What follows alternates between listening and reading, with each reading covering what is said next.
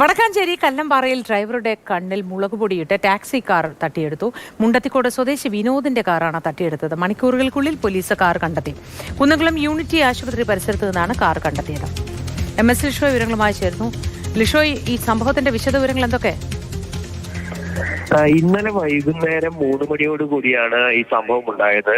Thrissur മുളക്കുത്തുകാവ് medical college പരിസരത്ത് നിന്നും ഈ വിനോദിന്റെ കാർ ഓട്ടം വിളിക്കുകയായിരുന്നു. KL 10 AW 7075 എന്ന നമ്പറിലുള്ള ടാക്സി കാറാണ് 3 പേർ ചേർന്ന് ഓട്ടം വിളിച്ചത്.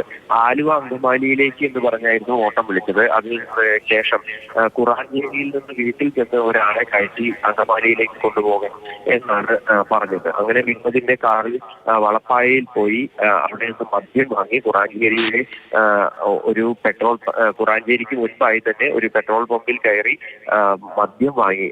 അതിനുശേഷം പട്ടിച്ചിറക്കാവ് വഴി കല്ലമ്പാറ ഭാഗത്തേക്ക് കൊണ്ടുവന്നു. ഇവിടെ ആളൊഴിഞ്ഞ ഭാഗത്ത് വെച്ച് ഡ്രൈവറുടെ കണ്ണിൽ മുളകുപൊടി എറിഞ്ഞു. അതിനുശേഷം കാർ തട്ടിയെടുക്കുകയായിരുന്നു. 3 പേരാണ് ഈ സംഘത്തിൽ ഉണ്ടായിരുന്നത്. മലയാളികൾ തന്നെയാണ്. ഈ ഡ്രൈവറെ മർദ്ദിക്കുകയും അതുപോലെ തന്നെ അസഭ്യം പറയുകയും ഒക്കെ തന്നെ ചെയ്തു. വൈകിട്ട് 4 മണിയോടുകൂടിയായിരുന്നു ഈ കല്ലമ്പാറയിൽ ഈ സംഭവം ഉണ്ടായത്. തുടർന്ന് വടക്കാഞ്ചേരി SI ഹരിഹര സോനുവിന്റെ നേതൃത്വത്തിലുള്ള സംഘം അന്വേഷണം ആരംഭിക്കുകയും ചെയ്തു.